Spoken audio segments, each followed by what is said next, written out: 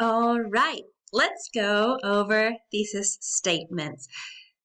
To begin, and to kind of show the importance of this lesson, your whole paper depends on this sentence. And I'm recording this in regards to the Glass Castle case study. So however you want to put it, your whole project depends on this sentence. Your whole case study depends on this sentence. It is the most important sentence in the entire project. So let's go. If you don't have a thesis statement, it's nearly impossible to get a passing grade. Said by me. Yeah, I'm absolutely quoting myself here. If you don't have a thesis statement, what's your entire paper supporting? What point are you trying to make? The entire project should point back and support this one sentence. So let's go over the basics. Now, this should largely be a review because in the March paper guide, there was a whole page on this. And while we aren't doing a literary theme this time, a lot of that is still going to be carried over. So the basics. Oh, I don't know if you can see that a little bit, but one complete sentence. That's it, okay? Just one complete, well-written sentence. It should be the last sentence of the introduction. No exemptions, no exceptions. It will be the last sentence. Whatever your last sentence is in the introduction, and we're talking about the reflection here, okay? So your reflection in your project will be broken up into paragraphs, and the last sentence of your introduction will be your thesis statement. Whatever that last sentence is what will be graded as your thesis statement. So please take that in for a second. And then lastly, it is made up of 3 parts. Same idea as we went over in the March paper guide. So here are our 3 parts. The first is the argument or the claim that your paper is making. Second is the roadmap. And third is a mention of the text. So now an argument or a claim, and I'm quoting this from the UNC page on thesis statements, which I have pointed many of you to and suggested to everyone, but it makes a claim that others might dispute. The roadmap must clearly state how the paper plans to argue this, touches on reasons why you believe whatever you said in your argument or the claim. And then lastly, to be as specific as possible, it needs to refer to the text. So it refers back to what the assignment is actually asking. By taking this one sentence, I should be able to answer the question that this project is asking of you. And we'll get to that in just a moment. Okay, so the 2 biggest things that I always remind people of, the 2 biggest things that I continually leave in paper feedback is that this one sentence should be able to stand alone, and it needs to be as specific as possible. So thinking about it standing alone, just like I mentioned, I should be able to look at this one sentence and be able to answer the question that the project is asking you. If you don't know what that is, I would recommend going ahead and pausing right now, going back to the assignment and figuring it out. Yes, we will get to it later in this video, but it has to answer that question, that prompt. And then as specific as possible, it has to have those 3 pieces. I should know what our text is. I should know what your claim is, and I should know what the paper is going to do to support that claim.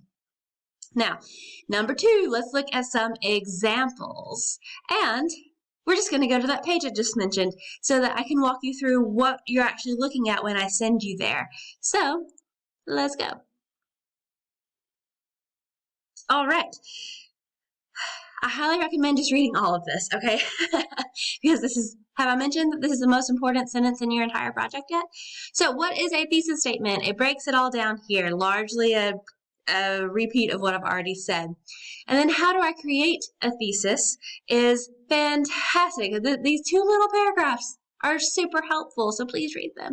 And then how do I know if my thesis is strong?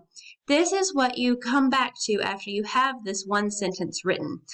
Here are a number of questions for you to ask yourself to make sure this sentence is a good thesis statement.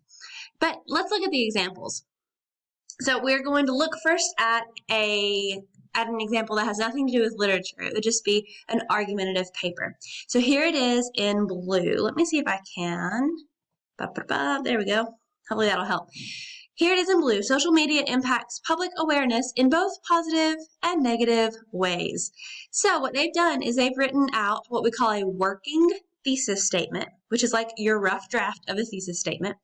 And then they are going through these questions that they suggest you ask yourself. So we're going to take this one sentence and ask each of those questions. Do I answer the question? Have I taken a position that others might challenge or oppose? Remember, we just talked about that in the slideshow. Is it specific enough? I want to go ahead and look at this. Okay, is it specific enough? Social media impacts public awareness in both positive and negative ways. So what? So when asking, is my thesis statement specific enough? The answer is no. That is not a specific thesis statement. What are the positive effects? What are the negative effects? Does it pass the how and why test? No, same thing. Why are they positive? How are they positive? What are their causes? And then right back through those questions about the negative aspects. That is just way too vague, way too broad. Does my thesis pass the so what test? No. It does not. Why should anyone care about the positive and or negative impact of social media? So this thesis statement is really just a sentence. It's not a thesis statement at all. So now here is a revised version. Because not every voice on social media is reliable, people have become much more critical consumers of information and thus more informed voters. Now you can see right here, go back to this little bit. This is what the actual assignment is. Okay, discuss the impact of social media on public awareness.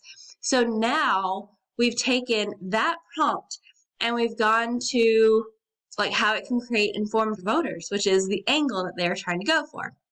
So it's a much stronger thesis. If you see that right there, answers the question, takes a specific position, and others can challenge it, and it passes the so what test. Okay. Now this next one in blue here, this is about Huckleberry Finn. It is a literary thesis statement, and I definitely recommend you go through and answer all or ask yourself all of these things. But even though we are writing about a book, our book is non-fictional. Huck Finn is fictional. So I would still go through the process. I would still read what they have to say about Huck Finn and how they take a pretty crappy, too generalized thesis statement and turn it into something really good. But we are more working in this realm, social media, and we're talking about parenting. Okay, so if you have not gone to this page yet, this is your opportunity. Those questions, like I cannot enforce them enough. Okay, so now let's go back. Oh, I gotta scooch myself down. Sorry. Get back up. Okay, so again, please take advantage of that page. Okay. All right, now here we go. I'm gonna move myself again. There we go. Let's look at some thesis statements for our specific purposes that are not thesis statements at all. Okay. These are just being called sentences and not thesis statements. Number one, I will start my paper now. I saw this in so many March papers. And with March, I even gave you a template. I said, this will be your last sentence. Sometimes the template never even showed up. I will start my paper now is not a thesis statement. Do not write this sentence or anything like it, any variation of this in your paper. Number two, I agree, and this is why. Oh my God. Okay. What do you agree with? Like the prompt doesn't even ask if you agree or disagree with anything. And this is why, quote unquote, is not a roadmap. Just like we were looking at the social media thesis statement about positive and negative impacts, what doesn't have a positive and negative impact? So just saying this is why is not a roadmap. And I agree is way too vague and it doesn't even answer the question. And then lastly, hey, we have a text here. We know that we're going to talk about the glass castle. And this sentence has nothing to do with anything. It has nothing to do with anything. You are not writing a book review. You are not trying to tell me your opinion on the book at all. It has nothing to do with the actual prompt. It just happens to throw in a title. These 3 sentences should not be in your paper anywhere. Any variation of these should not be in your paper. Okay, now this one is a little bit more specific, but it's still not good. Okay, so I've got 2 of these examples. The kids should be taken away because of bad parenting. Like we're touching it, right? Like we're almost, not quite, but we're getting there, okay? What kids is my first question. Should be taken away from what is my second question. And what in the world does bad parenting mean? Like, how are you figuring out what's bad and what's good? So this is still way too vague. I've still got a lot of questions. This sentence could not stand on its own in answering the prompt. Number 2, we've kind of elevated our language here, and it's still crap. The Glass Castle shows the reader many cases of positive parenting. We have a text, we have language like shows the reader, and we've used positive instead of good. So we've been a little bit more intentional with our word choice here, but it's not a thesis statement.